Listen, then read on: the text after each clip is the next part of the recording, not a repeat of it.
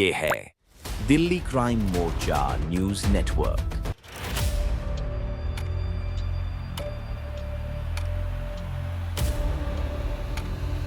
तेरी बेटी मर गई है, तेरी बेटी आईसीयू में है, जिंदा तो है, क्या रो रहा है? भाग यहाँ से। एक स्वास्थ्य बच्चा सीधा सर्जरी तक पहुंच गया तो ये लापरवाही नहीं तो और क्या है? शासन पे जा, प्रशासन पे जा, पुलिस में जा, कोर्ट में, कुछ नहीं होगा। जाके पता कर ले मेरी कहां तक अप्रोच है। रहना है ना अगर यहाँ पर तो मेरे मुताबिक रहेगा। इनके पास सिर्फ क्लिनिक चलाने की लाइसेंस था। ये हॉस्पिटल चला रहे थे, हॉस्पिटल चलाते प्लस आईसीयू चला रहे थे। आरटीआई अगर ना होता हमारे देश में, सूचना का अधिकार हमारे देश में नहीं होता तो शायद बहुत सारी चीजें आज पता भी नहीं लगती, हमारे कैमरे पर सारी चीजें आती भी नहीं। पुलिस ने करा तो ब्लॉक मार तो दिया, और क्या करेगी? ब्लॉक मार तो दिया। नमस्कार, जय हिंद। आप देख रहे हैं दिल्ली क्राइम मोर्चा। आज आपके सामने हम एक ऐसी कहानी पेश करने वाले हैं जो दिखाएगा कि किस प्रकार एक बाप अपनी बेटी के लिए कितना संघर्ष कर रहा है, किस प्रकार वो अकेले प्रशासन, पुलिस, एमसीडी और तमाम लोगों से लड़ता हुआ नजर आ रहा है। आज आपको ये भी पता लगेगा कि राजधानी दिल्ली में जो स्वास्थ्य को लेकर मुख्यमंत्री और तमाम सरकारों के माध्यम से दावे किए जाते हैं वो जमीनी स्तर पर शून्य है। आज आपको ये भी मालूम चलेगा कि कैसे कुछ लोग पैसे के बल पर कानून का मुखौल उड़ाते हुए नजर आते हैं। उनके लिए कानून जमीन के हिस्से के बराबर है, वो अपने पैर के नीचे कानून को दबा कर रखते हैं। ऐसे शब्दों का इस्तेमाल आज मैं इसलिए कर रहा हूं, जो सबूत, जो खबर हम आपके सामने पेश करने वाले हैं, इससे पहले हमने दिल्ली क्राइम मोर्चा पर वो खबर चला दी। आज मैं जो भी दर्शक मेरे साथ अभी जुड़े हुए हैं, मैं उन सबसे निवेदन करूंगा कि आप सभी इस खबर को लगातार शेयर करिएगा, पूरी खबर देखिएगा। ये खबर बेशक थोड़ी लंबी है लेकिन सही, सटीक और प्रशासन की कार्रवाई पर कई सवाल खड़े करने वाली खबर है। आपको मालूम चलेगा कि कैसे आज एक इलाके के अंदर उस क्षेत्र के लोगों की तमाम स्वास्थ्य की सुविधाओं को किस प्रकार ताक पर रखा जा रहा है। क्या आप इस बात पर विश्वास कर सकते हैं कि राजधानी दिल्ली में जिस हॉस्पिटल का या जिस नर्सिंग होम का लाइसेंस रद्द कर दिया गया हो, जिसके ऊपर यह आरोप हो कि वो फर्जी डॉक्टर रखकर मरीजों का इलाज करवाता हो, जिसके खिलाफ एक सरकारी अस्पताल ने ये रिपोर्ट बनाकर दी हो, कि आखिरकार किस बेवकूफ, किस अनपढ़ गवार डॉक्टर ने ये रिपोर्ट बनाई है। सरकारी अस्पताल जिसके खिलाफ ये रिपोर्ट लिख कर देता है, स्वास्थ्य विभाग उसका लाइसेंस रद्द कर देता है, लेकिन उसके बावजूद जमीनी स्तर पर वो हॉस्पिटल चल रहा हो। आपको जानकर हैरानी होगी कि जिस जमीन के पास नर्सिंग होम का हॉस्पिटल लाइसेंस है, वो पूरा हॉस्पिटल ऑपरेट कर रहा है, वो आईसीयू चला रहा है, वो एक्सरे कर रहा है, उसके पास लाइसेंस नहीं है तमाम चीजें रखने का। तो आप समझिए कैसे पूरे सराउंड में जो इलाके के लोग हैं उनके स्वास्थ्य को कितना बड़ा खतरा हो रहा है। और ये सब कुछ पंकज सिंह के संज्ञान में होने के बावजूद हो रहा है। जो डॉक्टर दिल्ली सरकार में स्वास्थ्य मंत्री हैं, उनके पीए तक ये खबर पहुंच चुकी है, लेकिन उसके बावजूद इस पर कोई संज्ञान लेने को तैयार नहीं है। यहां तक कि एमसीडी के माध्यम से उस पूरी बिल्डिंग को सील करने का ऑर्डर है, लेकिन उसके बावजूद वो बिल्डिंग आज तक बेखौफ होकर ऑपरेट की जा रही है। मेरे हाथ में ये तमाम वो सबूत, तमाम वो रिपोर्ट्स मौजूद है और ऐसे लगभग उस पेरेंट्स के पास जिससे मैं मुलाकात करवाने वाला हूं आपकी, लगभग 2000 पन्नों की रिपोर्ट्स है उनके पास। और उसके बावजूद जमीनी स्तर पर कार्य के नाम पर शून्य बटा सन्नाटा है। आइए मैं उनसे मुलाकात करवाता हूं। मेरे साथ है तरुण शर्मा जी, और इनकी बच्ची का नाम, क्या नाम था आपकी बच्ची का? हिमानी इन बच्ची का नाम था इनकी, और महज 6-7 वर्ष की वो गुड़िया। और उस गुड़िया ने जो है उसको कुछ बीमारी हुई, वो अस्पताल में गई। क्या बच्ची को प्रॉब्लम थी, किस अस्पताल में गई थी, बताइए जरा आप। नमस्कार दिल्ली क्राइम मोर्चा के सभी दर्शकों को जी। और ये खबर जो है, ये खबर आप लोगों को चौंका देने वाली भी है और सावधान रहने की है। क्योंकि अगर एक पेरेंट्स होते हैं, वो अपने बच्चों का पालन पोषण करते हैं, दो ही चीजें उनको चाहिए होते हैं, एक स्वास्थ्य से रिलेटेड, एक एजुकेशन से रिलेटेड। स्वास्थ्य, हम हमारे बच्चों का देखो, सभी के बच्चों को खांसी जुकाम बुखार नॉर्मल चीजें हो जाती हैं। हमें पता लगे हम खांसी जुकाम के लिए जा रहे हैं और एक खांसी जुकाम से हम बच्चे को 25 से 6 महीने 25 दिन से लेके 6 महीने तक हम सर्जरी तक पहुंचा रहा बच्चा। एक खांसी जुकाम के लिए सर्जरी तक बच्चा पहुंच गया, खांसी जुकाम की दवाई लेते लेते। और ये कब हुआ, एक स्वस्थ बच्चा सीधा सर्जरी तक पहुंच गया, तो ये लापरवाही नहीं तो और क्या है। आपकी बच्ची को खांसी जुकाम था, आप कौन से हॉस्पिटल में लेंगे? मैं जानकी हॉस्पिटल उफ मंगल केयर, जो अभी फर्जी नाम लगा के चलाया जा रहा है। कहाँ पे चल रहा है? Najafgarh old Roshanpura 129 ward, Najafgarh MCD zone भी पड़ता है, नजफगढ़ थाना भी पड़ता है, उस क्षेत्र में चल रहा है। साथ साथ चौंकाने वाली खबर यह है कि मेरा बच्चे को एक खांसी जुकाम था जिसकी उसको सजा मिली 6 महीने तक हॉस्पिटल के चक्कर काट के। उसके बाद उसको वो ठीक नहीं हुई, उसके बाद सर्जरी तक पहुंच गई कंडीशन। सर्जरी तक आने पर एक नहीं 3 बार।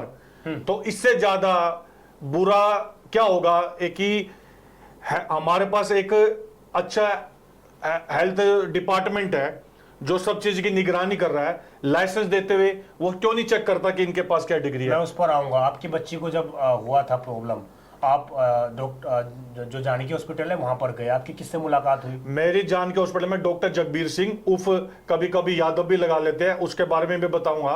और उसके साथ रुस्तम अली, ये दो मेन है। रुस्तम अली, डॉक्टर जगबीर कौन है? ये डॉक्टर जगबीर इस हॉस्पिटल के ओनर हैं, जानकी हॉस्पिटल उफ मंगल केयर के।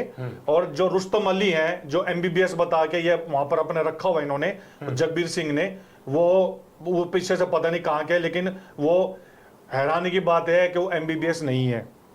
वो सिर्फ एक आयुर्वेदिक डॉक्टर हैं, यूपी की डिग्री पे हैं। ये कैसे पता चला? आरटीआई में अभी आया है। और उन्होंने, हैरानी वाली बात है, जब हमारी खबर हुई, कंप्लेंट हुई, मामला कोर्ट तक गया, तो उन्होंने अपनी घबराहट छुपाने के लिए, अपने मकसद को पूरा करने के लिए दिल्ली में रजिस्टर के लिए आयुर्वेद में कि बीएमएस के अंडर में 6 महीने की 4 तारीखों ने अप्लाई करने की कोशिश करी, लेकिन डिपार्टमेंट ने साफ तौर से उनको अभी कोई लाइसेंस नहीं दिया दिल्ली में प्रैक्टिस करने का। मतलब आप ये कहना चाहते हैं कि एक हॉस्पिटल में डॉक्टर रुस्तम अली करके व्यक्ति जाता है और उसके पास आयुर्वेद की डिग्री थी। हाँ। और आयुर्वेद की डिग्री के आधार पे वो एलोपैथिक और तमाम सब कुछ दवाइयां, मतलब हाँ, जो आधुनिक दवाइयां होती हैं, यहाँ तक वो कि सारा दे रहा था। यहाँ तक कि जच्चा बच्चा को देखना, क्रिटिकल कंडीशन केस को देखना, आईसीयू को चलाना, रात आयुर्वेदिक डॉक्टर, और पूरी रात को करता है। ये हम नहीं कह रहे, डिपार्टमेंट की रिपोर्ट कह रही है।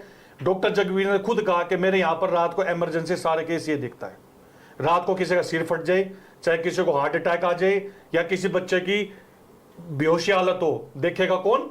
डॉक्टर रुस्तम अली। किसके कहने पे? डॉक्टर जगबीर सिंह के कहने पे। और रुस्तम अली का काम सिर्फ इतना था कि आयुर्वेदिक दवाइयां देना।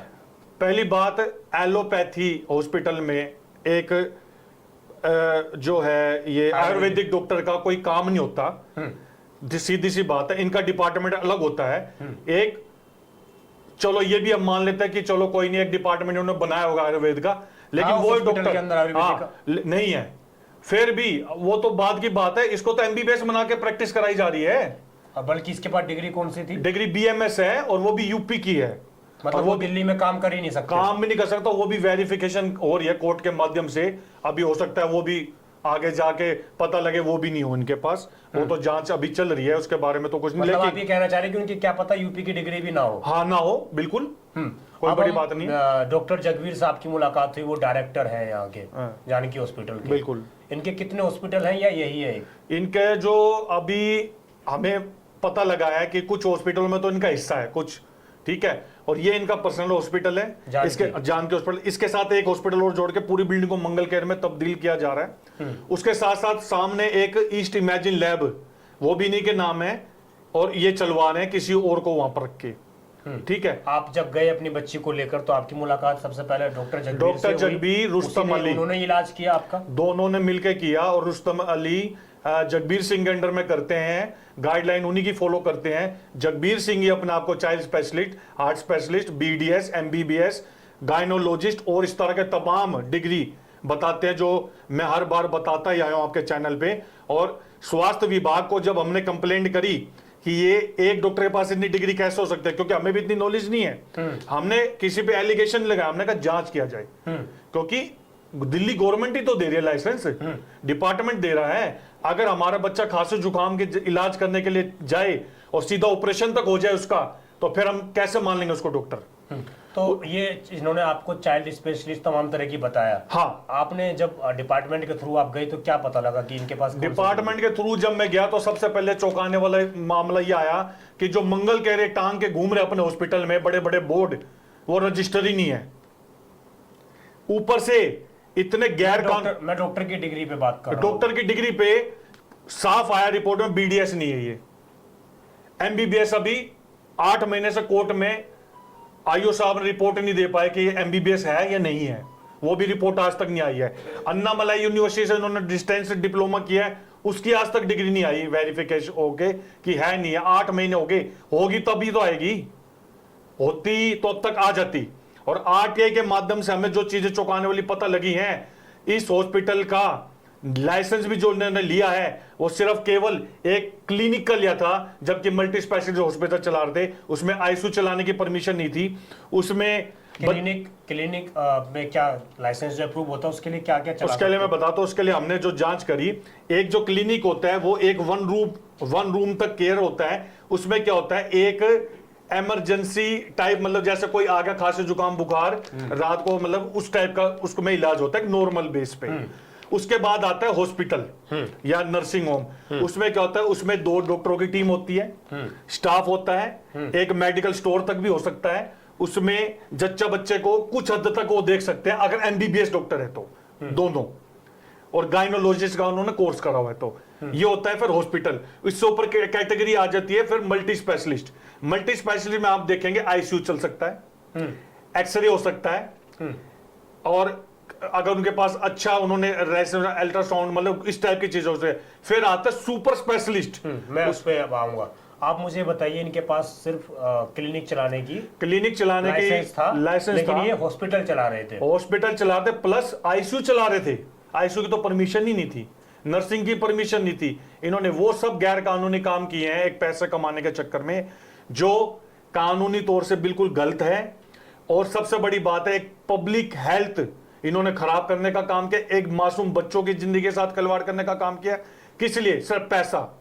पैसे के अलावा इन्होंने कोई इलाज नहीं दिया है किसी को आज तक। ये एक बार डॉक्टर साहब बता दें कि आईसीयू का इनके पास लाइसेंस है तो आईसीयू कैसे चलाए इन्होंने?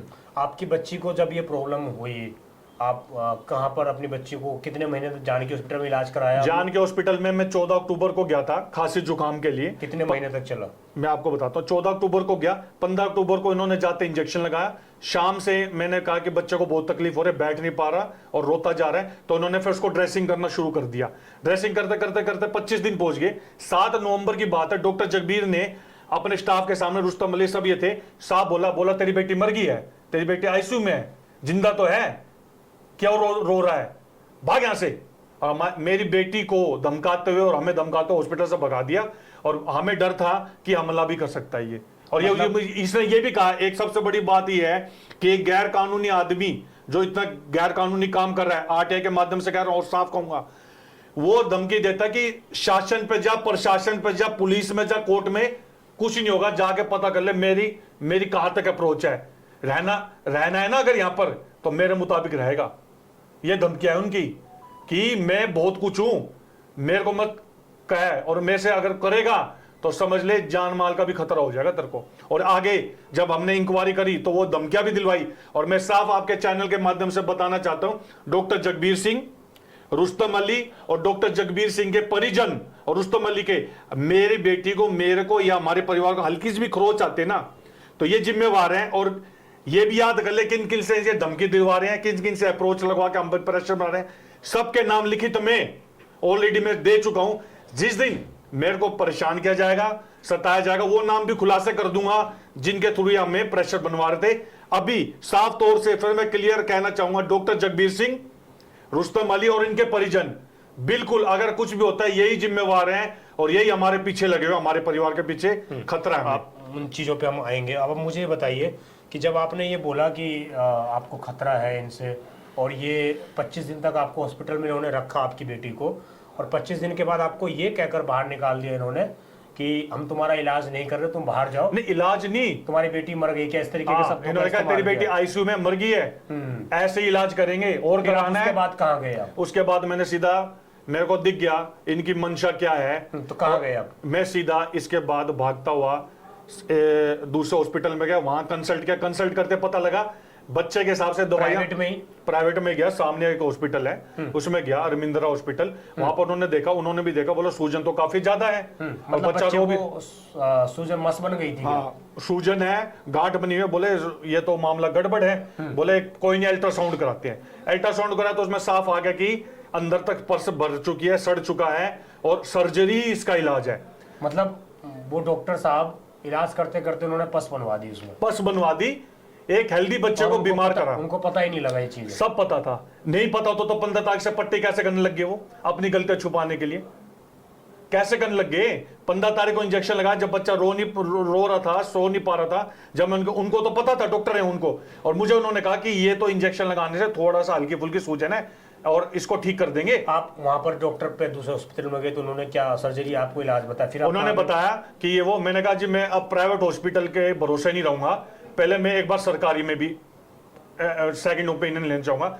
उसके बाद फिर मैंने जब देखा, फिर मुझे बात याद है इनकी धमकी की कि ये तो अब धमकी भी देने लग गए हैं, और क्योंकि मैंने इनको वो दिखाया था अल्ट्रासाउंड में तो आ गया, फिर इनका रवैया और ज्यादा भयानक था कि ऐसा है जो करना कर ले, जहां जाना चला जा, ठीक है, और पता लग जाएगा तो मैं क्या चीज हूं, ऐसा करके। दूसरी जगह गए, सरकारी हॉस्पिटल में कहां पे गए? नहीं, उसके बाद मैंने 112 पे फोन किया, वहां से उन्होंने एमएलसी के लिए मेरे को जाफरपुर भेजा, जाफरपुर से फिर दीनदयाल इमरजेंसी में गया, सर्जनों के पास गया, उन्होंने सर्जरी का ऐसा करते करते 6 महीने तक बच्चे का इलाज चलता रहा। ठीक है, एक खांसी जुकाम। दीनदयाल में क्या हुआ? दीनदयाल में सर्जरी करी उन्होंने, अल्ट्रासाउंड वगैरह पस निकाली, फिर दूसरी बार सर्जरी करी, तीसरी बार उन्होंने कहा कि वॉच करेंगे इसमें क्या चल रहा है। उसके बाद जब इस वॉचिंग, उन्होंने लिख के क्या दिया आपको? बता रहे थे आपके, कुछ लिख के भी दिया? उन्होंने लिख के दिया कि जो डायनापार इंजेक्शन है, किस मतलब बेवकूफ ने कि झोला छाप डॉक्टर ने लगाना ही नहीं चाहिए बच्चे को। ये डायनापार इंजेक्शन किसने लगाया था? ये जगबीर सिंह और ये रुस्तम अली के कंसल्टेंट, जानकी हॉस्पिटल, बिल्कुल जानकी हॉस्पिटल, वहीं से तो कंडीशन खराब हुई। दीनदयाल हॉस्पिटल के डॉक्टरों ने ये लिख के दिया आपको बिल्कुल कि ये किस बेवकूफ ने लगाया? किस बेवकूफ ने लगा कि झोला छाप लगा बच्चे को, इतनी हैवी दवाई, ये तो ये तो किस्मत है, बच गया बच्चा, बच गया, सही टाइम पे आ गए। बोला क्यों चले जाते हो, बच्चे से प्यार नहीं तुम्हें, ऐसे ऐसे डॉक्टर के पास चले जाते हो हैं? तो मैंने कहा जी हमें तो पता नहीं था, नामी डॉक्टर है। बोला दिल्ली में हर कोई फर्जी डॉक्टर ना काफी नामी रूप में चल रहे हैं, एक बार वेरिफिकेशन करा लो।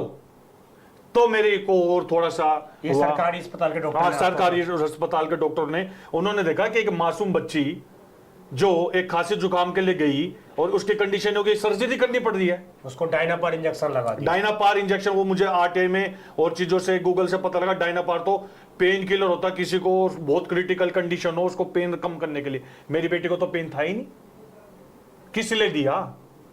सब पैसा बनाने के लिए इनकी मंशा थी, पैसा बनाओ। इनको दिख गया जब बच्चे की क्रिटिकल कंडीशन होगी, इन्होंने देखा माँ बाप घबरा रहे, पैसा तो दे ही रहे हैं बार बार आने का, तो क्यों बताएं, लूटो।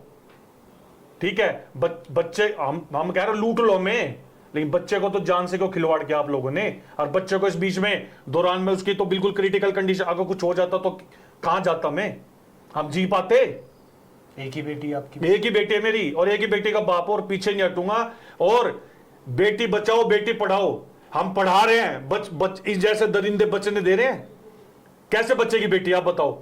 अगर आरटीआई में आ रहे डॉक्टर फर्जी है, हॉस्पिटल फर्जी है, लाइसेंस नहीं है, एक्सरे हो रहा है, अल्ट्रासाउंड हो रहा है, बीडीएस का काम ये कर रहे हैं, गायनोलॉजिस्ट का काम ये कर रहे हैं, तो किसी की भी बहन बेटी जाएगी, किसी का भी बच्चा जाएगा, बच पाएगा जिसके पास है ही नहीं डिग्री। आपके पास ये डॉक्यूमेंट्स हैं तमाम। हाँ, इसमें आप क्या लाए हैं? ये जानकी हॉस्पिटल ने, ये जानकी हॉस्पिटल का टोटल ट्रीटमेंट है, उसके बाद जितनी भी 40 दिन की क्रिटिकल कंडीशनों से ये है, बच्चा कहां से स्वस्थ, बच्चा कहां से कहां तक पहुंचा, ये खांसी जुकाम का ये है। इसके साथ साथ सरकारी विभाग की अलग रिपोर्ट है, आरटीआई रिपोर्ट अलग है। उसके बाद ये किस में आया है कि ये अस्पताल जो है फर्जी है? आपने इसकी कंप्लेंट कैसे करी, कैसे आप ले गए उन चीजों को आगे तक? कैसे ले मैं बताता हूँ, मुझे जो माध्यम से पता लगा। तो आप देख रहे हैं किस प्रकार जो है पूरा सिस्टम से खेला जा रहा है, और सिस्टम से खेलने के साथ ही ये तमाम आरटीआई अगर ना होता हमारे देश में, सूचना का अधिकार हमारे देश में नहीं होता, तो शायद बहुत सारी चीज़ें आज पता भी नहीं लगती, हमारे कैमरे पर सारी चीज़ें आती भी नहीं। तो धन्यवाद उन नेताओं का, उन लोगों का जिन्होंने संघर्ष किया इसके लिए। ये इंस्पेक्शन रिपोर्ट है, ये हमने जब कंप्लेंट डाली तो इंस्पेक्शन के लिए हमने रिक्वेस्ट करी कि इंस्पेक्शन कराइए कि इतना सब कुछ कैसे गलत हो रहा है। तो इंस्पेक्शन में मैं ये जानना चाह रहा हूँ, आप एक आम आदमी है, बिल्कुल आपको कुछ मालूम नहीं होगा इस सब के बारे में। बिल्कुल भी नहीं। पुलिस पर गए, पहले चरण तो पुलिस से ही क्या अपनाया आपने? ये देखिए पुलिस के पास, तो पुलिस में गए तो पुलिस ने क्या रिस्पॉन्स किया? कुछ भी नहीं। एफआईआर लिखी क्या? नहीं, बिल्कुल भी नहीं, बिल्कुल भी नहीं, बिल्कुल भी नहीं, कुछ भी नहीं। तो क्या फिर उसका एमएलसी रिपोर्ट का क्या? ये देखिए नजफगढ़ थाने में कंप्लेंट है, फर्स्ट डे में मैंने नजफगढ़ थाने में कंप्लेंट डाली है, और आज ये कंप्लेंट है, साफ डेट है 7/11 की 2025 की। देख लीजिए, आज 1 साल होने को आया ना, नजफगढ़ थाने ने सुनवाई करी। उसके बाद मैं सीधा डीसीपी ऑफिस गया, जिसके अंदर में थाना आता था, वहां पर भी कोई सुनवाई नहीं हुई। द्वारका डीसीपी, ठीक है। अब इसके बाद क्या हुआ, यहां से एक नया चैप्टर शुरू हो गया। उन्होंने मेरा केस उठा के नारकोटिक्स डिपार्टमेंट में श्री प्रेम नारायण मीना जी को दे दिया। ये कौन है? ये मेरे केस के आईओ साहब है, प्रेम नारायण मीना जी। अच्छा। Narcotics department Dwarka. अब ये देखिए, हैरानी की बात है कि हमें इंसाफ कैसे मिलेगा। मतलब मैं ये कह रहा हूँ कि पुलिस ने मैं आपको बताता हूँ, में कोई केस रजिस्टर किया कुछ भी नहीं किया। हमें लास्ट में अदालत में ही जाना पड़ा, वहां से मेरी चीजें आगे उन्होंने, जज साहब ने। आप सिस्टम को इतना समझ चुके हैं कि आप पुलिस को केस रजिस्टर करना? बिल्कुल, मेरे को तो पुलिस पे मैं ये कह रहा हूँ, आप इस सिस्टम को इतना समझ चुके हैं अभी तक, क्या पुलिस का केस लिखना बनता था? बिल्कुल। आप ये देखिए, जब हमने इंस्पेक्शन कराया, इंस्पेक्शन के बाद एक नॉर्मल आदमी ने अगर इंस्पेक्शन कराया, हमने चीजों को रख के, यही तो कंप्लेंट थी जो मैंने आईओ को भी दी। उसके बाद डिपार्टमेंट का क्या फैसला था, आप जब इस चीज को लेकर द्वारका डीसीपी के पास गए कंप्लेन लेकर, तो डीसीपी मुलाकात किए थे आपसे कि नहीं? डीसीपी ने करी थी मुझसे मुलाकात। उन्होंने कहा कि जो कि है ना, हम ये केस ना आपका नजफगढ़ थाने में लेट कर रहे हैं, हम उठा के ये उन्होंने ये केस मेरा जो हैंडल कर दिया नारकोटिक्स डिपार्टमेंट में। नारकोटिक्स डिपार्टमेंट, ठीक है, कि ये स्पेशल सेल है, थोड़ा अच्छे से कर देगा, आप बेफिक्र हो जाओ, बेटी हमारी, हम देख लेंगे। गलत हुआ है तो हम बिल्कुल। फिर मेरे को बहुत तसल्ली मिली कि सच में इंसाफ मिलेगा, और ऐसे नहीं है कि मेरी बेटी के साथ इतना अन्याय हुआ है तो होगा। तो अब देखिए, नारकोटिक्स में, तो नारकोटिक्स में गया तो प्रेम नारायण मीना जी ने इतना, आईओ साहब हैं, उन्होंने इतना अच्छा काम किया कि काबिल तारीफ करनी पड़ रही है आज, कि इंस्पेक्शन रिपोर्ट मैंने अपने माध्यम से लगाई। उसके बाद शो केस नोटिस मेरी कंप्लेंट के बाद हुआ। उसके बाद रिपोर्ट के आते 8 महीने में हॉस्पिटल का लाइसेंस कैंसिल हो गया। क्यों हो गया? डिपार्टमेंट ने देखा कि आप 2 नाम से हॉस्पिटल चला रहे हो, डॉक्टर रुस्तम अली एमबीबीएस नहीं है, तो वो कैसे चल यहां पर बच्चों का इलाज कर रहा है, कैसे वो क्रिटिकल केस देख रहा है। लेकिन हमारे प्रेम नारायण मीना जी ने, देखिए मैं एक बार पढ़ के सुना देता हूं। कैंसिलेशन ऑर्डर लिखा हुआ है, government NCT of Delhi, director general of health service, nursing home cell ने नोटिस जारी किया है। इधर जरा दिखाएंगे मेरे सहयोगी, अगर आपको दिख पा रहा होगा तो। दिख रहा है? हाँ, तो ये है, और इसमें साफ तौर से कैंसिलेशन ऑर्डर लिखा हुआ है। ये 7/7/2026 को ये ऑर्डर आया है, और इसमें लिखा whereas Janki hospital private limited, और ये इसका एड्रेस लिखा हुआ है। और इसके बाद इसमें लिखा है, इसमें साफ साफ तो नहीं दिख रहा, लेकिन इसमें साफ तौर से ये लिखा है कि कंप्लेन की गई है, तमाम इस तरह की चीज़ें हैं, और इसके बाद आपके हॉस्पिटल का जो लाइसेंस है वो रद्द किया जाता है। नहीं, ऐसे में इसमें आपको कुछ बताना चाहूंगा। इसमें इन्होंने कंप्लेंट करी, उसके बाद इन्होंने इनसे शो केस नोटिस किया 1/4/2026 को, कि आप हमें जवाब दें, आपके हॉस्पिटल का लाइसेंस क्यों ना कैंसिल करें, आप पे कार्रवाई क्यों ना करें। बदले में इनके पास कोई जवाब नहीं था। 9/4/2026 को, मात्र एक महीने बाद, 2 महीने बाद, उन्होंने, जब इनका जवाब कुछ ही नहीं आया, कोई ये चीज नहीं दे पाया एविडेंस, तो उन्होंने उनका लाइसेंस कैंसिल कर दिया। और कहा यहां पर कोई भी नर्सिंग होम नहीं चला सकते, कोई हॉस्पिटल नहीं चला सकते इस प्रॉपर्टी पे, जब तक हम परमिशन नहीं देते। तो इन्होंने इस चीज को भी नहीं माना, इस कानून को भी इन्होंने। ये स्वास्थ्य विभाग का ऑर्डर आया है, स्वास्थ्य विभाग दिल्ली गवर्नमेंट का है ये ऑर्डर। सीडीएमओ, डीजीएचएस, आपका इसमें लिखा भी है नर्सिंग होम सेल, जो हॉस्पिटल का लाइसेंस देता है, जो डॉक्टरों की डिग्री वेरीफाई करता है, जो देखता है कि डॉक्टर सही है नहीं है, या उसके पास जो वो फैसिलिटीज दे रहा है वो सही है नहीं है। अब बात हो रही थी इंस्पेक्टर साहब की, ये इंस्पेक्टर साहब की, ये मैंने अपनी कंप्लेन लगा, स्वास्थ्य विभाग ने 8 महीने लगे मुझे, सच्चाई लेकिन सामने सबके हॉस्पिटल लाइसेंस कैंसिल हो गया। लेकिन वहीं हमारे श्री प्रेम नारायण मीना जी को मैं क्या कह के थक गया, सर करा ले। अगर वो करते तो 10 दिन में भी इस चीज को वो कर सकते थे, वेरीफाई हो सकता, क्यों नहीं कर सकते थे? यही तो चीजें मैंने वहां पर दी, वहां पर मैंने कोई अलग चीज दी है या मेरे को वहां पर कोई जानकारी है जो मेरे कहने से उन्होंने कर दे? प्रेम नारायण मीना जी से, ये देखिए प्रेम नारायण मीना जी का, ये देखिए कितनी कॉल किया सर मैंने, ये देखिए 50 से ऊपर कॉल कर चुका हूं, ये देखिए 50 से ऊपर कॉल, आज तक मेरा कोई फोन नहीं उठाया। एक बार मिस कॉल आई, रिपीट में कॉल, फोन नहीं उठाते, एक्यूज की पूरी बात सुनते हैं, कंप्लेंट की आज से कोई बात नहीं सुनी। ये देखिए, उसके बाद चौंकाने वाली बात और मैं आपके कैमरे में दिखाना चाहूंगा। ये देखिए व्हाट्सएप के माध्यम से मैंने उनसे कांटेक्ट करने की कोशिश करी, सवाल जवाब थोड़े से पूछने की कोशिश करी, तो आयुष साहब का रवैया इतना अच्छा था मेरे लिए, कंप्लेनेंट के लिए, मेरी बेटी के लिए, उन्होंने उठा के मुझे ब्लॉक ही मार दिया, ब्लैक लिस्ट में डाल दिया। ब्लैक लिस्ट में डाल दिया कि सवाल नहीं पूछ सकते आप, हम ऑफिसर हैं, हम पे वर्दी का ढोस जमाया गया है, हम पे पावर का मिसयूज किया गया है, कहां जाएंगे आप बताइए? क्या इंसाफ ऐसे मिलेगा? कानून से इंसाफ नहीं मिलेगा क्या? ये यहां पर कानून खत्म हो चुका है, कैसे मिलेगा इंसाफ? ये देखिए ब्लॉक मारा हुआ है। और आपको अभी मैं और चीज दिखाऊंगा, लाइव आपके सामने दिखाऊंगा। ये देखिए कैमरे पे आपके सामने में प्रेम नारायण मीना जी को अभी व्हाट्सएप पे हाई करूंगा, कल को ये ना हो।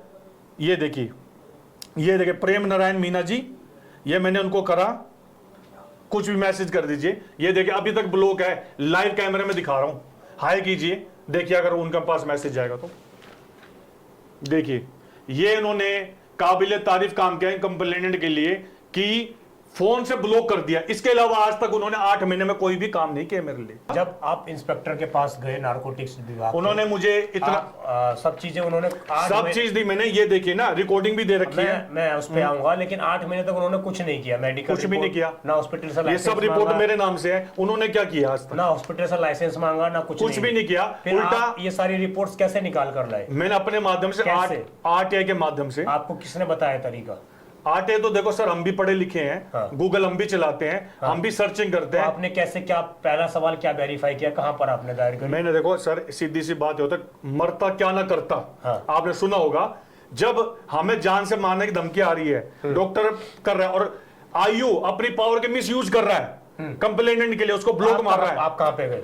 उसके बाद मैं सीधा कैफे पे गया, मैंने कहा ये आरटीआई के लिए, मैंने कैफे बोले लग जाएगा, घूमना पड़ा उसके लिए भी, पहले मैंने आरटीआई लगाना शुरू किया। क्या सवाल उसमें आपने पहले? मैंने सवाल डाले कि इस हॉस्पिटल का लाइसेंस कब तक है, बस आपने पहला सवाल यही दाग दिया। इस हॉस्पिटल का लाइसेंस क्या है, डॉक्टरों की डिग्री क्या है, इस हॉस्पिटल को किस चीज की परमिशन है, रुस्तम अली एमबीबीएस है नहीं है। आपको उस टाइम पर शक हो गया था? शक हो गया था बिल्कुल, जब सरकारी विभाग डॉक्टरों ने भी ये कहा। उसमें क्या जवाब आया, कितने दिन में जवाब आया? उसमें आया कि डॉक्टर रुस्तम अली बीएमएस है और दिल्ली में उसने रजिस्टर करने की कोशिश की है, आज तक रजिस्टर नहीं है दिल्ली में, चोरी छुपे डॉक्टर जगबीर ने उसको। आगे कैसे लेकर गए इन चीजों को?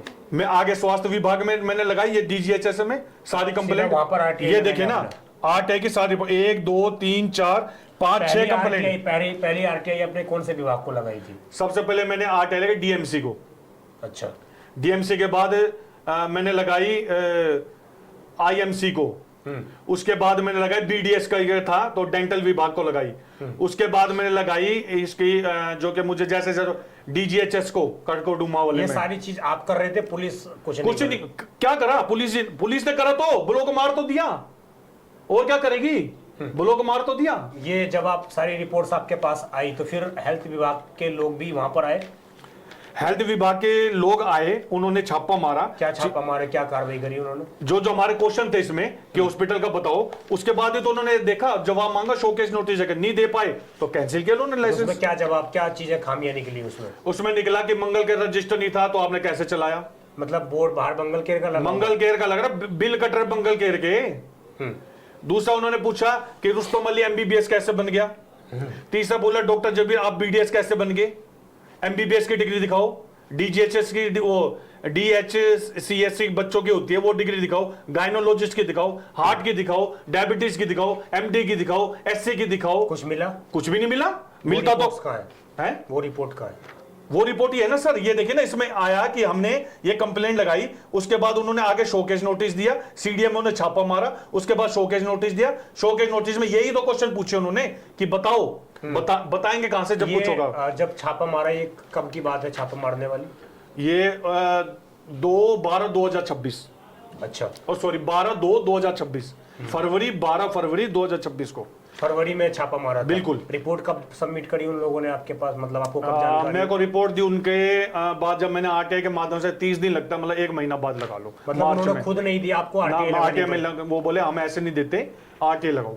तब उन्होंने आपको रिपोर्ट दी? हाँ, आरटीआई में रिपोर्ट में ये आया कि इनके पास कुछ भी नहीं है। बिल्कुल। हाँ, वो जो मैंने आपको इंस्पेक्शन रिपोर्ट दी वही तो है। बाद अब ये देखिए, ये नर्सिंग होम्स सेल के आरटीआई में जवाब है कि इसको विदाउट आईसीयू चलाने की परमिशन से एक नर्सिंग होम के लिए रजिस्टर था, ये जो मल्टी स्पेशल हॉस्पिटल चला रहा था ये। उसके साथ साथ आईसीयू, देखिए बिल कट रहा है आईसीयू का, 2012 से ही आईसीयू चला रहे हैं उन्होंने। साफ का आज तक किसी पास आईसीयू का लाइसेंस नहीं है, ये बिल भी कटा हुआ है आईसीयू का, ये देखिए पेमेंट करी हुई है 3000 रुपए। आप बोल दो आईसीयू कैसे चलाया, लाइसेंस नहीं है, क्या कर रहा है विभाग, क्या कर रहा है? जब पहली बार रेड पड़ी तो उन्होंने तुरंत नहीं एक्शन उठाया कि हॉस्पिटल को बंद कर दिया जाए? नहीं, उन्होंने सील करके जाना जाए। नहीं, देखो सर, मैं आपको बताऊं, इतना मेरे को पता लग गया कि एक डॉक्टर बहुत बड़ी पदवी है, लेकिन कुछ गलत उसका मिसयूज कर रहे हैं। अब जैसे फर्जी लगा के अपने घूम रहे हैं, तो देखो सीधी सी बात है, वो कहते हैं ना गेहूं के साथ घुन भी पिस जाता है। वही बात होगी कि नाम तो डॉक्टरों का हो गया, लेकिन ये फर्जीवाड़ा उनके नाम से चल रहा था अपने अलग तरह से, क्योंकि आज तक इंक्वायरी नहीं हुई थी ना, कौन जाएगा, हमें भी नहीं पता था। रिपोर्ट कब आई इनको बंद करने की, अस्पताल को बंद ये 9 ये देखिए 9/7/2026 को टोटल इन्होंने कह दिया कि आरटीआई के माध्यम में मेरे को रिपोर्ट दी, और एक ये देखिए एक 9/4 को इनको कैंसिल का ऑर्डर दे दिया कि कैंसिल करो, ये आज के बाद चलाना मत यहाँ पर कुछ भी। डायरेक्टर जनरल हेल्थ सर्विस, ये इसमें इनके सिग्नेचर है इस पर, और उनके साइन है यहाँ पर बकायदा, और उसमें लिखा हुआ है साफ तौर से कि ये ऑर्डर आपके लिए है, आपका अस्पताल जो है कैंसिल किया जाता है। ठीक है, साथ में एक चौंकाने वाली बात ये है। हाँ, बोलिए। ये देखिए डॉक्टर जगबीर सिंह के कारनामे दिखाऊंगा मैं आपको। ये देखिए डॉक्टर जगबीर सिंह के साइन है, स्टैंप है, खुद लिख रहे हैं एमबीबीएस हूं मैं, पीजी हूं, डीएचएससी हूं, इतनी सारी डिग्री खुद लगा रहे हैं 10-12, और ये भी लिख रहे हैं साथ साथ दिल्ली में रजिस्टर, ये उसका रजिस्ट्रेशन नंबर। अब बात ये आती है मुद्दे की, इन्होंने यूनिवर्सिटी जो अपने दिखाई बुंदेलखंड यूनिवर्सिटी, डॉक्टर जगबीर, इसमें डिग्री में एमबीबीएस की फादर नेम नहीं है, ऑथराइज साइन नहीं है यूनिवर्सिटी के। उसके बाद इन्होंने 1994 दिखाई कि मेरी कंप्लीट होगी, ये आपके सामने है। अब क्या आता है, अन्ना मलाई की ये है डिग्री, ये भी वेरीफाई नहीं हुई आज तक। उसके बाद आप ये देखिए, यहां से आइए, यूनिवर्सिटी में देखा 1994 में मेरी कंप्लीट हो गया, डीएमसी में दिखाया बुंदेलखंड यूनिवर्सिटी में 1995 में मेरी डिग्री कंप्लीट हुई है, 1 साल फर्क आ गया। और इंडियन मेडिकल एसोसिएशन में दिखाया 1996, मतलब एक डिग्री 3 साल कर ली इन्होंने, एमबीबीएस 3 बार कर ली, एक बार में तसल्ली नहीं हुई, तो उससे ज्यादा और क्या आएगा रिपोर्ट में कि आपने 12th करी और 3 बार कर ली, 3 सर्टिफिकेट है आपके पास 12th के, यही तो वो इसका मतलब। बताइए और से ज्यादा के, वही तो, तभी तो स्वास्थ्य विभाग ने जब छापा मारा तो इनसे पूछा, तभी तो उन्होंने कैंसिल करा, क्यों करेंगे नहीं तो। कैंसिल हो गया, फिर भी चल रहा है, फिर भी चल रहा है, एक्सरे भी होता है आज के टाइम में, अल्ट्रासाउंड भी होता है, बच्चों को ट्रीटमेंट भी होता है। अभी तो हमारी जो पिछली वीडियो थी, मैं आपको वो भी कमेंट दूंगा, अब वो तो सच है झूठ है, दिल्ली क्राइम मोर्चा की वीडियो पे जो हमारी लास्ट थी, एक पेरेंट्स ने लिखा कि मेरी 5 साल की बेटी को डॉक्टर जगबीर ने इलाज के दौरान 10 दिन के अंदर मार दिया। बोलिए, वेरीफाई करो उस कमेंट को, किसके नंबर से हुआ है, करो। मैं तो कह रहा हूं हम दिल्ली क्राइम मोर्चा की सोशल मीडिया पे कोई कमेंट क्यों डालेगा अपने बच्चे के लिए, मेरे बच्चे को मार दिया, सोचने वाली बात है। कब से चल रहा है ये हॉस्पिटल? ये जी 2012 से ऐसे ही चल रहा है, हॉस्पिटल पे ही चल रहा है, नर्सिंग होम का लाइसेंस नहीं, नर्सिंग होम का तो अभी लिया इन्होंने, पिछली रिपोर्ट में तो आरटीआई में कोई हमारे पास डाटा ही नहीं है इसका, मतलब ये रजिस्टर्ड ही नहीं, रजिस्टर ही नहीं है, वो तो आ रहा है आरटीआई में। अब आपने एक चीज मुझे और बताई थी कि एमसीडी के माध्यम से भी यहाँ पर, तो एमसीडी में क्यों गए आप? एमसीडी में इसलिए गया कि एक दिन जो मैं देख रहा था एमसीडी की साइड पे कि जो कि ये हॉस्पिटल रजिस्टर है भी नहीं है, क्योंकि लाइसेंस एमसीडी के अप्रूवल के बिना फायर का नहीं मिलता। तो फिर मैंने देखा, जब एमसीडी की मैंने और चीजें निकाली तो मुझे पता लगा एमसीडी की ऑनलाइन बुकिंग साइट पे जानकी हॉस्पिटल ऑलरेडी सीलिंग के लिए ऑर्डर हो रखा है, उसका पहले से सीलिंग के ऑर्डर है, 1.5 साल हो गया, 2025 से है। लेकिन एमसीडी में कुछ अधिकारी, आशीष शर्मा जी एग्जीक्यूटिव इंजीनियर हैं, इतने मेहरबान है इस डॉक्टर पे इतने अच्छे लिंक है इनसे, एक्शन लेने के लिए तैयार नहीं, 2-2 घंटे अपने ऑफिस में बिठा के भगा देते हैं। लास्ट टाइम आप भी गए थे, कुर्सी छोड़ के भाग गए थे। आशीष शर्मा जी, क्या कोई दब जाएगा तब आंखें खुलेंगी? कोई इस बिल्डिंग में दब जाएगा तब आंखें खुलेंगी? बुकिंग कब होती है अनऑथराइज प्रॉपर्टी? जब उसमें कोई रिस्की मामला होता है, ठीक है, अनऑथराइज काम हो रहा होता है। जब कोई दब जाएगा या कोई हो जाएगा तब तो प्रशासन आ जाएगा। अभी बेसमेंट भी चल रहा है, बेसमेंट 2026 अभी भी बन रहा है। लेकिन आशीष शर्मा जी की क्या है, कुर्सी से उठने की मंशा नहीं है। क्या पता क्या बोझ से वो दबे पड़े हैं, क्या डॉक्टर ने उस पर ऐसा बोझ डाला हुआ है। सारा काम उन्हीं को करना है। हाँ, एक्जीक्यूटिव इंजीनियर साहब हैं, वो देख रहे हैं इस मामले को। वो हर बार एक कमरे से दूसरे कमरे से मेरे सामने एग्जीक्यूटिव इंजीनियर से मिला, उन्होंने मेरे को 20 बार चक्कर कटाए, कोई एक्शन नहीं लिया। मैंने उनको कहा कि ऑनलाइन बुकिंग भी हो रही है, सब चीज, अब क्यों नहीं एक्शन ले रहे? तसल्ली, आज भी तसल्ली दे रहे हैं, एक्शन नहीं ले रहे। हर बार लेंगे एक्शन, हाँ कहते पुलिस फोर्स नहीं मिल रही। मैंने इस मामले में नजरगढ़ थाने में भी पता कि डीसीपी ऑफिस में भी पता कि अपने माध्यम से उन्होंने साफ कहा आज तक कोई लेटर ही नहीं आया पुलिस के लिए। कहा कमी है पुलिस की? आज बोले आज दे दे हम, क्यों नहीं है पुलिस? लेकिन मंशा नहीं है ना। आशीष शर्मा जी मतलब इस डॉक्टर पे बहुत मेहरबान है, इस हॉस्पिटल पे मेहरबान है, वो कार्रवाई नहीं करेंगे। एक फायर का क्या था? फायर का ये है कि मैंने फिर इनको कहा कि एमसीडी की विदाउट अप्रूवल बिल्डिंग में, जिसमें बेसमेंट है, फायर एनओसी कैसे दे दी गई? मिल कैसे कि 2026 में बेसमेंट बना, फायर एनओसी दे रहे हो? और इंस्पेक्शन के बाद, उसके बाद जब तक फायर डिपार्टमेंट ने कभी ऐसा ही एमसीडी वाला ही हाल निकला, वहां एक के मलिक जी हैं, उन्होंने इनको फायर एनओसी दी है। अब पता नहीं किस पर्सनल रिलेशन पे दी है, क्या दी है। सीधी सी बात है, मालवीय नगर और पालम जैसा जब तक हादसा नहीं होगा ना यहाँ पर, तब तक इन अधिकारियों की आंख नहीं खुली। और इनका क्या जाएगा, ज्यादा से ज्यादा इस कुर्सी से उस कुर्सी चले जाएंगे। किसी के परिवार का एक आदमी मर गया, किसी के परिवार का कोई सदस्य को नुकसान हो गया, कौन जिम्मेवार होगा? पहले ये कह रहे हैं कि फायर विभाग ने जो एनओसी दी है इनको फायर की, वो लाइसेंस मतलब इस बिल्डिंग बुक थी, बुक बिल्डिंग में दे दिया। बुक बिल्डिंग में फायर एनओसी दे 1.5 साल पहले बुक बिल्डिंग है, मैंने उनको लिखा भी सब कुछ। लेकिन एक मलिक जी ने कहा कि ये तो एमसीडी का विभाग, मैं तो एमसीडी ने तो कह दिया, फिर फायर एनओसी क्यों दे रहे हैं आप? तो उनका मतलब समझिए, बिल्डिंग असुरक्षित है। बुक का मतलब होता है बिल्डिंग असुरक्षित है, इसमें जो चीज जिस तरीके से निर्माण किया गया इस तरीके से इसको निर्माण नहीं किया जा सकता। और उस बिल्डिंग में फायर विभाग जो है एनओसी प्रदान कर देता है, और एनओसी प्रदान करने के बाद फायर विभाग ये कहता है कि जी हमारा तो काम ही नहीं है वेरीफाई करना कि इस बिल्डिंग में एनओसी देना है कि नहीं देना, और वेरीफाई करके हम दे रहे हैं। हाँ। वेरीफाई करके हम दे रहे हैं, उसके बाद भी कुर्सी से नहीं उठा जा रहा, उसके बाद भी लाइसेंस रद्द नहीं किया। वो उन्होंने, मैंने एक मलिक जी से भी काफी बार लिखा, हर बार उनका जवाब क्या आता है, गोलमोल वाला होता है, एमसीडी देखेगी। मैं एमसीडी ने तो देख लिया, एमसीडी तो अपना काम कर रही है, सील के ऑर्डर कर तो रखे हैं, लेट ही तो करे। क्या है ये देखिए, मंगल केयर रिसेप्शन भी बन रहा है, पेशेंट देख रहे हैं, ये रजिस्टर नहीं है, मंगल केयर चालू हो चुका है। ये बताइए, मतलब जानकी का लाइसेंस किया तो उन्होंने मंगल केयर का बोर्ड लगा दिया कि अब नए तरीके से, क्योंकि मीडिया में आगे जानकी का तो कैंसिल हुआ है, मंगल केयर का रजिस्टर नहीं हो, किसको पता है? ये मंगल केयर से भी इसका बोर्ड लगा हुआ है, सब कुछ लगा हुआ है, ऐसे ही चल रहा है। केयर रजिस्टर नहीं है, बिल्कुल नहीं है, स्वास्थ्य विभाग से ना, बिल्कुल नहीं है, अप्लाई कर रखा है, लेकिन अच्छा अप्लाई कर रखा है, बिल्कुल। मतलब वो वाली कहानी हो गई कि भाई अभी तो तैयारी है जश्न मनाने की, लेकिन जश्न मनाया नहीं गया अभी, वो वाली स्थिति है। अब जो आप ये आगे फायर विभाग में जब हो गया, आप एमसीडी के पास दोबारा गए, क्या जवाब मिलता है आपको कि बुक है, प्रॉपर्टी तोड़ने के, सीलिंग करने के भी ऑर्डर है, इसको सीलिंग करने के प्लस मंगल केयर प्रॉपर्टी भी उन्होंने 2026 में देखी कि मिस यूज हो रहा था, इसमें बेसमेंट बन रहा था, दोनों ही बिल्डिंग सील है, RZ88 RZ89 ward 129 Roshanpura extension. क्यों नहीं करते एमसीडी? क्या पर्सनल रिलेशन आशीष शर्मा जी के इनसे हैं? क्यों नहीं वो अपनी कुर्सी से हिलना चाहते? ऐसा क्या इन्होंने उनको कुछ वो दे दिया है, या क्या ऐसा कुछ संबंध बनाए हैं कि जो कि ये काम नहीं करना चाहते? अब ये देखिए, रुस्तम अली की ये आयुर्वेद में खुद को दिल्ली में रजिस्टर करने की कोशिश कर रहा है 4/6/2026 को। बताइए, अगर ये रजिस्टर था 2025 में, जब हमने कंप्लेंट डाली थी, तब एमबीबीएस कैसे काम कर रहा था? अब आयुर्वेद में क्यों अपने आप को रजिस्टर करने की कोशिश कर रहा है दिल्ली में? मैं इस पर आऊंगा। अब मुझे आप ये बताइए, अब तक इतना सब कुछ हो चुका है, मीडिया में खबरें भी शायद हमने भी 2 बार और बाकी चैनलों ने, बिल्कुल बिल्कुल सर, है ना, तो इसका क्या असर हुआ? इसका असर ये हुआ कि स्वास्थ्य विभाग में हर जगह हमने टैग करी वीडियो।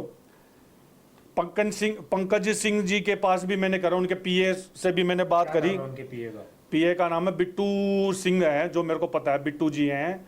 उनको मैंने कहा सर ये देखिए इंस्पेक्शन में आ गया है कि ये हॉस्पिटल इतना गैर कानूनी काम कर रहा है, अब एक्शन लीजिए। उन्होंने कहा मैंने बोल दिया है।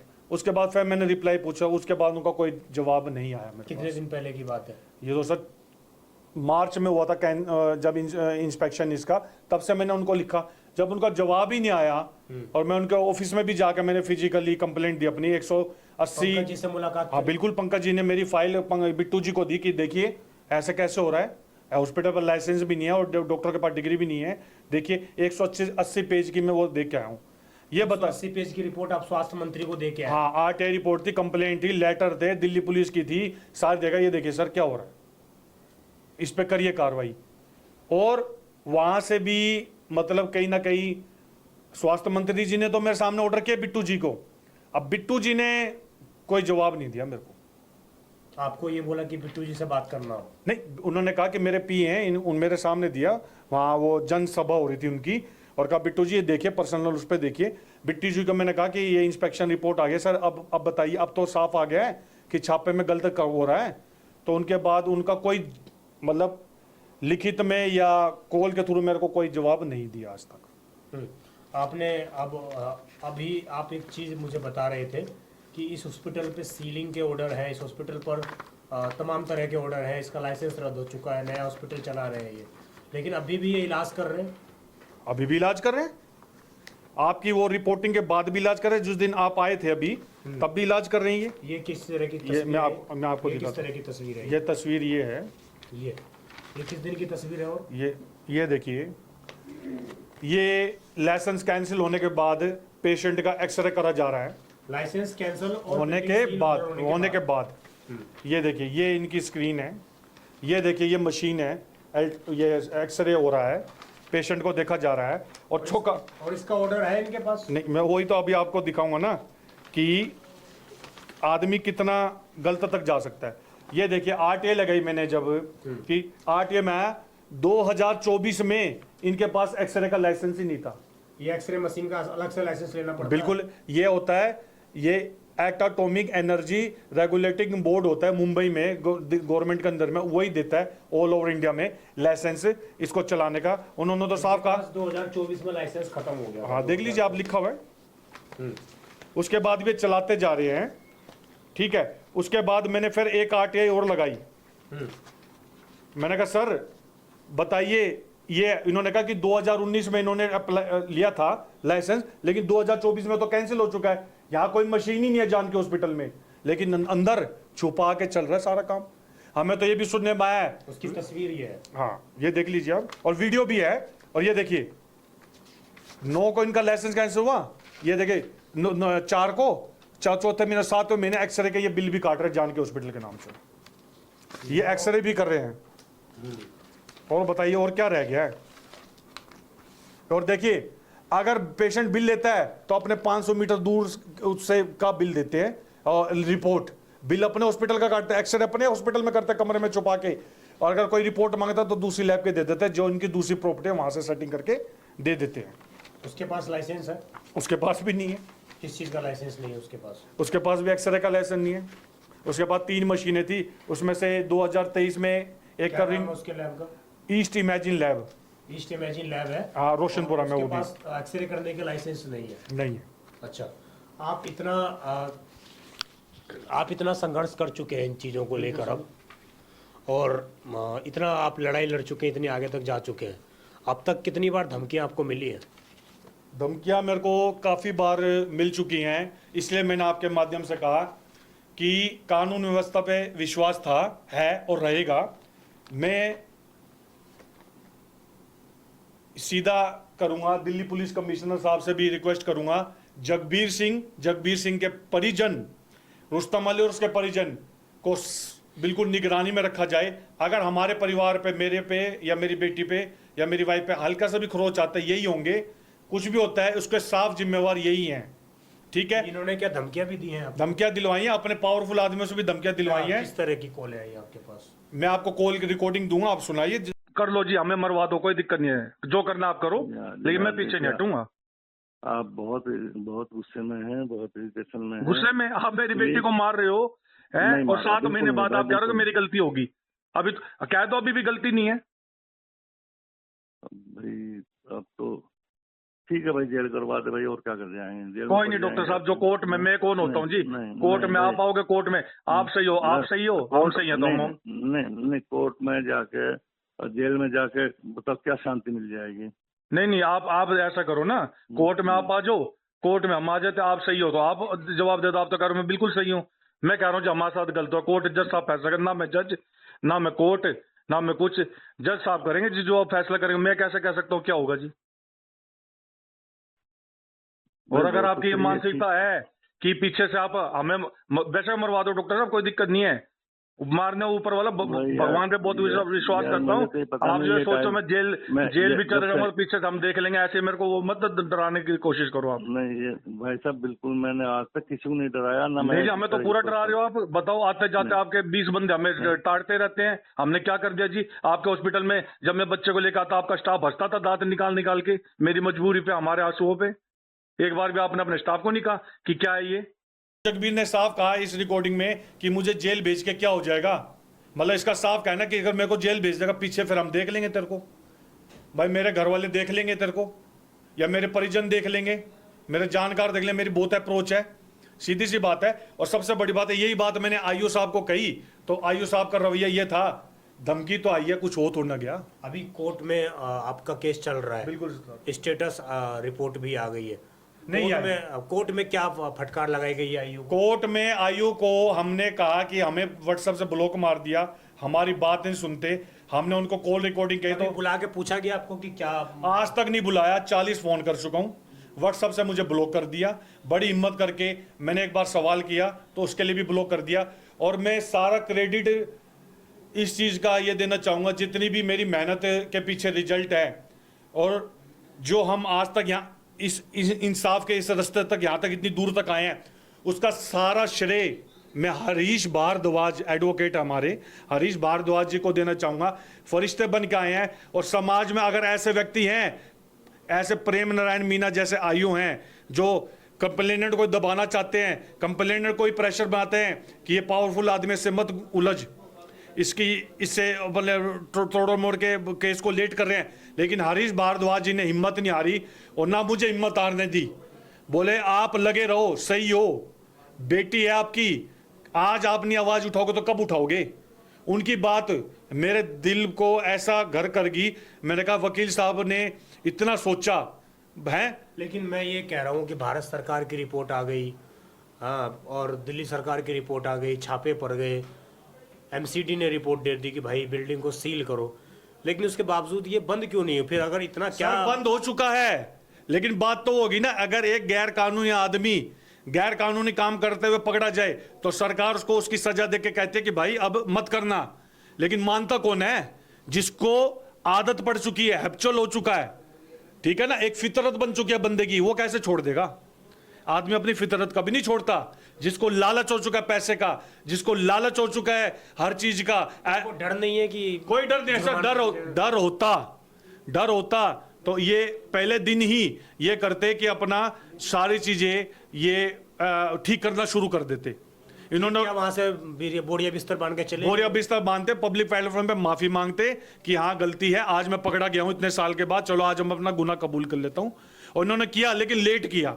6 महीने बाद मुझे फोन करके कहते हाँ मेरी गलती है, आप बैठ जाओ, बात कर लेते हैं, आपके मेरे बीच का मामला, कोर्ट में मत जाओ, मुझे जेल मत भेजो, जेल भेज दोगे तो पीछे कर देख लेना क्या होगा, ऐसा करके ये धमकियां। कोर्ट में जो चीजें चल रही हैं उसमें सिर्फ आपकी बेटी का इलाज जो हुआ उसी को लेकर है, या पूरे हॉस्पिटल के लाइसेंसिंग? सर हॉस्पिटल का लाइसेंस गलत निकला है, डॉक्टरों की डिग्री गलत निकली है, ये सारी चीजें हैं, सब कुछ है। मेरे पास तो 4,500 पेज की रिपोर्टें हैं, ये सारी आपने खुद तैयार सब तैयार किया। आयु ने आज तक कोई इन्वेस्टिगेशन ही नहीं की।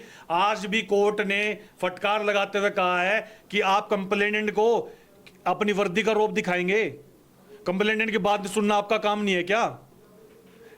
एक्यूज के साथ मिलके जैसा एक्यूज कह देता है कि वैसे ही आईओ साहब चल पड़ते हैं उस रास्ते पे। इन्होंने एक इंदिरा गांधी हॉस्पिटल से अपनी एक पर्सनल रिपोर्ट बनवाई डॉक्टर को बचाने के चक्कर में, कि उसमें इंदिरा गांधी में इन्होंने अपनी एक रिपोर्ट बनवाई, उसमें साफ आया रिपोर्ट में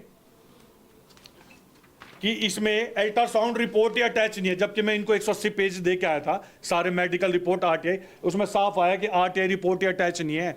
ये रिपोर्ट कैसे होगी? डॉक्टरों के नाम नहीं है इसमें, कोई कंसल्ट पेज ही नहीं है इसमें, दीनदयाल की रिपोर्ट नहीं है इसमें, कल्चर रिपोर्ट में, इसमें सर्जरी रिपोर्ट में, इसमें कोर्ट को गुमराह किया गया, हमारा टाइम खराब किया गया है। मेरी बेटी को इंसाफ अगर ना मिलने का एक रीजन है ना, सबसे बड़ा ये उसको क्रेडिट जाता है श्री प्रेम नारायण मीना जी को, नारकोटिक्स डिपार्टमेंट को। काबिल तारीफ काम किया है इनको। मतलब मैं जो समझ पा रहा हूँ इनकी बातों से कि दीनदयाल हॉस्पिटल में जब रिपोर्ट आ गई, मेडिकल रिपोर्ट आई कि भाई गलत इलाज किया गया इनकी बच्ची का, तो उसके बाद पुलिस का ये काम था कि दीनदयाल हॉस्पिटल के रिपोर्ट के आधार पर एक्शन लेना। लेकिन उन्होंने क्या किया कि इंदिरा गांधी हॉस्पिटल में जाकर, जो द्वारका में शायद स्थित है वो इंदिरा गांधी हॉस्पिटल, इंदिरा गांधी, और सबसे बड़ी बात मैं उस पर आ रहा हूँ, उनकी रिपोर्ट बनवाई और उनकी रिपोर्ट पर डॉक्टर की रिपोर्ट को सही ठहराने का प्रयास किया जिस डॉक्टर ने गलत इलाज किया था। यही बात है। बिल्कुल। और साथ साथ ये भी एक चीज है कि इंदिरा गांधी में क्यों बनवाई? डॉक्टर भी द्वारका का, हॉस्पिटल भी द्वारका का, आईओ भी द्वारका का, एम्स में क्यों नहीं बनवाई गई रिपोर्ट? क्या दिक्कत है? 8 महीने आपने लिए, एम्स में क्यों नहीं बनवाई गई आपसे रिपोर्ट? आपसे हॉस्पिटल का लाइसेंस क्यों नहीं कैंसिल कराया गया? आपसे आरटीओ का रिप्लाई क्यों नहीं दिया गया? आपसे धमकी भरे फोन का जवाब क्यों नहीं दिया गया? आपसे कंप्लेंट की बात क्यों नहीं सुनी गई? आपने कंप्लेंट को ब्लॉक क्यों मारा? क्या ऐसे ही कानून व्यवस्था चलेगी? मतलब हमें कंप्लेंट करने का भी वो नहीं रह गया हक दिल्ली में? अगर शुरुआती तौर पर हर बार हमें बोला जाता है कि हम पुलिस पर ब्लेम डालते हैं, अगर शुरुआती तौर पर जिनके पास केस गया आपका, अगर वो सही तरीके से शिकंजे के तहत काम करते तो शायद आज आपको इतना चीजें नहीं करना पड़ता। वो आप समझ ही नहीं पा रहे अभी तक मेरी बात को। आज कोर्ट ने भी समझा और फटकार लगाई। इवन आयु चेंज करने की भी कोर्ट ने सिफारिश करी कि ये आयु को हमने करा कि चेंज, उन्होंने तुरंत कहा आयु चेंज करेंगे और इस पे सख्त से सख्त जो चीज़ें आपके एविडेंस है उनको वेरिफिकेशन करके और बिल्कुल अब करेंगे, अब देरी नहीं करेंगे, क्योंकि 8 महीने आयु ने वाकई में चीज़ें खराब की हैं, मिसमैच की हैं। आप कह रहे, आपने अभी कहा कि आयु साहब ने काम अपना अच्छे से नहीं किया, ये कह रहे ना, बहुत अच्छे से किया, मैं कह रहा हूं काबिले तारीफ किया, लेकिन एक्यूज को बचाने के लिए, डॉक्टर जगबीर को बचाने के लिए, इस हॉस्पिटल को बचाने के लिए, रुस्तम अली को बचाने के लिए, हमारी बेटी को इंसाफ ना मिले, इसके लिए उन्होंने पूरी जी जान, दिन दुगनी रात चौगनी मेहनत की है। प्रेम नारायण मीना जी, अगर परिवार वाले हो ना आप, तो आप अपने दिल पे हाथ रख के बताना कि एक लड़की, एक पिता कि अगर आपने कुछ किया ना, परमात्मा है, परमात्मा देख रहा है सब। हम नहीं कहते गलत किया है, सही किया है, रिपोर्टों के आधार पे तो आप गलत हो। अगर कैंसिल हो, लाइसेंस हो चुका हॉस्पिटल का, डिग्री आ रही है, सिर्फ पुलिस ही जिम्मेदार नहीं है ना, तो एमसीडी भी जिम्मेदार है। सर एमसीडी विभाग, अच्छा ये बताइए, एमसीडी जिम्मेवार है, फायर डिपार्टमेंट, तो प्रेम नारायण मीना जी को भी तो लिख के दिया, क्यों नहीं कर रहे एक्शन? फिर पुलिस नहीं करेगी? पुलिस मतलब अलग अलग विभाग है क्या कि सबके लिए एक पुलिस है? अगर कोई क्राइम होता है, कोई अनऑथराइज होता है, तो पुलिस तो करती है। एमसीडी आज कोई अगर देखते हम, कोई गरीब होता है, 1 मिनट में एक्शन ले लेती है, उसको 200 बुलडोजर चल जाता है, किसी गरीब आदमी का छत छीन ली जाती है कि उसके पास, कि आपके पास ये छोटी छोटी चीजें भी ना हो। आपको क्या उम्मीद है, किससे से उम्मीद है कुछ?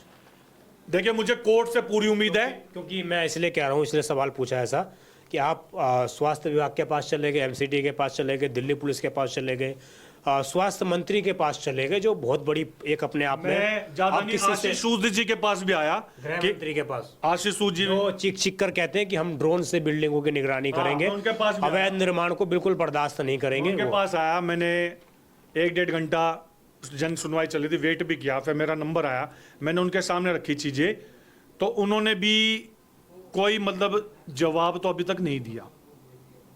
अब आपको किसी से उम्मीद है? पूरी उम्मीद है मुझे, कोर्ट से पूरी उम्मीद है कि कोर्ट ने मामला देख लिया है, समझ लिया है, और वो जरूर 8 महीने कोर्ट को भी लग गए। नहीं, 8 महीने कोर्ट को नहीं लगे, 8 महीने आयु साहब ने, क्योंकि कोर्ट ने तो ऑर्डर किया कि करिए कार्रवाई, ये एविडेंस है करिए, या तो आप इसके बदले में रिपोर्ट दीजिए। रिपोर्ट तो नहीं दे पाए, लेकिन हमारे एविडेंस को कमजोर करने का काम करते रहे। अब ये सारी चीजें हो चुकी हैं, बच्ची स्वस्थ है? बच्ची सर स्वस्थ गई थी और इतनी क्रिटिकल होके आज परमात्मा के दर 6 से 8 महीने कोशिश करने के बाद, दर दर भटकने के बाद आज बच्चा थोड़ा ट्रैक पे आना शुरू हुआ है। लेकिन ये नहीं है कि आज ठीक हुआ, ये लाइफ टाइम के लिए उसके दिमागी तौर से और शारीरिक तौर से उसको एक परेशानी मिल चुकी है कि डॉक्टर ने क्या किया मेरे साथ, उसको समझ है। भगवान जिसको कहा जाता है वो भगवान जो है, भगवान तो आज डॉक्टर हैं, और सभी डॉक्टरों के हाथ जोड़ के पूरी इज्जत करता हूं, और पुलिस डिपार्टमेंट की पूरी इज्जत करता हूं, कानून पे पूरा विश्वास करता हूं, खाटू श्याम बाबा को भी मानता हूं। लेकिन बात यह है कि कुछ लोग अपनी पावर का मिसयूज करते हैं। अब आप मीडिया चैनल में भी कई बार आ चुके हैं, तो आपको क्या लग रहा है ये आखिरी आपका पड़ाव एक तरीके से है? नहीं, मैं रुकने वाला नहीं हूं। इसके बाद अभी और चीजें आनी बाकी हैं, और एमसीडी को के लिए मैंने एलजी साहब को भी लिखा है, सीएम साहब को भी लिखा है, नए सिरे से सीएम पोर्टल पर भी आप बता रहे थे, सीएम पोर्टल पे भी लगाया मैंने, कल एलजी पोर्टल पे भी चीजें रखी हैं। उसके साथ मैंने एमसीडी सीवीओ को भी लिखा, एमसीडी कमिश्नर को भी लिखा। अब देखो कि इंक्वायरी में क्या आता है, क्योंकि जो चीज लिखित में एमसीडी के रिकॉर्ड में है कि बुकिंग ऑनलाइन साइट पे भी है, फिजिकल भी है, सब कुछ है, लेकिन आशीष शर्मा जी काम नहीं करना चाहते, क्योंकि एमसीडी जोन उनको बहुत भाग गया है। और सबसे बड़ी बात है, डॉक्टर जगबीर सिंह तो उनके खास दोस्त हो चुके हैं, उस पर नहीं लेंगे एक्शन। अगर उनको कहा जाए किसी आप नजफगढ़ वाले को वासी जो है, जो हॉस्पिटल में अभी भी विश्वास करके काम इलाज कराने के लिए आ रहे हैं, उनको क्या मैसेज देना चाहेंगे, क्या करना चाहेंगे? मैं तो साफ कहता हूं कि मैं ये नहीं कहता कि आप मेरी वजह से किसी के साथ अपने रिलेशन खराब करें। मैं तो साफ कहता हूं, अगर आपको अपने परिवार की चिंता है, हेल्थ की फिक्र है, तो आप समझ लीजिए साफ शब्दों में, हॉस्पिटल का लाइसेंस कैंसिल हो चुका है, मंगल केयर का लाइसेंस नहीं है, डॉक्टरों की डिग्री शक के दायरे में है, साथ साथ इनके पास जो ट्रीटमेंट करने की पावर है, वो जो दिखाते आईसीयू है, एक्सरे है, गायनोलॉजिस्ट है, हार्ट का है, एमडी है, एससी, जो ये फर्जी डिग्री लगा रहे हैं ना बीडीएस वगैरह, वो भी नहीं है। और साफ तौर से आयुर्वेदिक डॉक्टर को आपके बच्चों की सर्जरी कराने के लिए छोड़ दिया जाता है। ये जो पूरी 3-4 मंजिल बिल्डिंग बनी हुई है, 4 नहीं है सर, बेसमेंट, ग्राउंड, फर्स्ट 5 से 6 फ्लोर है। 5 से 6 फ्लोर जो है, इसमें क्या पूरा रन है या सिर्फ 1-2 फ्लोर पे काम होता है? सर पूरे में रन है, आप जाएंगे। कितने डॉक्टर हैं यहाँ पर? वही दो ही? सर जगबीर सिंह है, जगबीर सिंह ही डॉक्टर हैं, एक रुस्तम अली साहब है। अकेले देख लेते हैं सब? पूरा देख लेते हैं ना सर, करना क्या उनको, अपना अनट्रेंड स्टाफ छोड़ा हुआ है, हाउसकीपिंग स्टाफ से भी काम करवा देते हैं। उनको स्टाफ चाहिए ही कहाँ, स्टाफ लगाएंगे तो कोई किसी के एक आधे की हेल्थ अच्छी होगी, तो हेल्थ अच्छी होगी, इनके वहां से इलाज से बंदा सही होकर चला गया, तो फिर इनकी तो कमाई कम होगी ना सर। इनकी गाड़ी कमाई क्या है कि पेशेंट को बीमार करो, पेशेंट को क्रिटिकल कंडीशन में पहुंचाओ, उससे जितने नोट लूटे जाए लूटो, और बाद में मरने के लिए उसको छोड़ दो। और ज्यादा बोले तो हमारे पास पावरफुल तो हम हैं, देख लेंगे, हमें किसी का डर नहीं है। चलिए, बहुत बहुत धन्यवाद तरुण जी, आपने बड़ी मेहनत करके तमाम रिपोर्ट्स जो हैं जुटाई हैं और लगातार आपने जो है संघर्ष किया है। अब बड़ी बात यह है इसमें कि दर्शकों, ये सारी रिपोर्ट्स आपके पास आ गई, स्वास्थ्य विभाग तक ये सारी बातें पहुंच गई, दिल्ली सरकार के जो मंत्री हैं डॉक्टर पंकज सिंह, उन तक ये सारी बातें पहुंच गई। और हमने भी आज इस खबर को लगभग, मुझे लगता है कि 1 घंटे के आसपास की ये खबर है, और इस पूरे खबर को बनाने का मेरा मकसद इतना है सिर्फ कि आप लोग जागरूक हो सकें और आप लोग समझ सकें कि आखिरकार सिस्टम का कोई भी पहलू इन्होंने नहीं छोड़ा, सिस्टम के हर एक पहलू पर ये पहुँचे और हर एक पहलू पर इन्होंने चीज़ों को समझने का प्रयास किया और इतना संघर्ष किया कि लगभग 1 साल होने वाले हैं इनको संघर्ष करते करते, लेकिन आज तक उन तमाम चीज़ों को डिपार्टमेंट्स दबाने का प्रयास किया जा रहा है। फिर चाहे हम होम डिपार्टमेंट्स के पास जाएं, फिर चाहे हम फायर डिपार्टमेंट्स के पास जाएं, फिर चाहे हम एमसीडी के पास जाएं, फिर चाहे हम स्वास्थ्य विभाग के पास जाएं, या फिर हम प्रशासन दिल्ली पुलिस के पास जाएं, लेकिन सभी लोग कान पर और नाक पर पट्टियां बांध कर बैठे हुए हैं। उनको कोई फर्क नहीं पड़ता आप क्या इलीगल काम कर रहे हैं, और इसीलिए शायद राजधानी दिल्ली में क्राइम लगातार बढ़ रहा है। और आप समझिए कि कल को खुदा ना खास्ता उस हॉस्पिटल में किसी मरीज की मौत हो जाती है। जिस प्रकार इन्होंने कहा कि हमारे चैनल पर ही खबर चली तो कमेंट्स में लोगों ने ये दावे भी किए कि उनके परिजन की मौत हुई भी है इस हॉस्पिटल में इलाज के बाद। तो आप समझिए कितने लोगों को ये हॉस्पिटल निगल चुका होगा अब तक, और उसके बावजूद आखिरकार कोई कठोरतम कार्रवाई होने की बजाय हर बार इस हॉस्पिटल को डिफेंड किया गया, इस हॉस्पिटल को बचाने का प्रयास किया गया। और मैं जो स्क्रीन पर आपको कुछ तस्वीरें दिखा रहा हूँ, आप समझिए ये कुछ लगभग 1 महीने पुरानी ये तस्वीरें हैं जब लाइसेंस रद्द होने के ऑर्डर आ गए थे और उसके बावजूद ये हॉस्पिटल खुलेआम रन कर रहा था, खुलेआम इसके गेट खुलते हैं। आज भी आप लोग वहाँ पर जाएंगे तो आपको स्टाफ उसके अंदर दिखेगा, उसके अंदर मेडिकल स्टोर खुला हुआ दिखेगा। तो तमाम ये आरोप है। अब एक बड़ी बात यह है कि मीडिया का काम होता है कि दोनों पक्ष की बात सुनना। तो हमने लगातार शुरू से जोड़ किया। जब हमने पहली रिपोर्ट बनाई थी, मैं खुद हॉस्पिटल के अंदर गया था, मैं नंबर दे के आया था अपने चैनल का, अपना कॉन्टैक्ट नंबर दे के आया था और मैंने कहा था कि डॉक्टर जगबीर अगर कुछ इस पर कहना चाहते हैं तो वो अपनी बात रख सकते हैं। लेकिन आज तक मेरे पास ना तो कोई कॉल आई, हमने 1-2 बार कॉल भी किया, लेकिन हमें आज तक डॉक्टर जगबीर ने ना तो कॉल हमारा पिकअप किया, ना ही हमें जवाब दिया।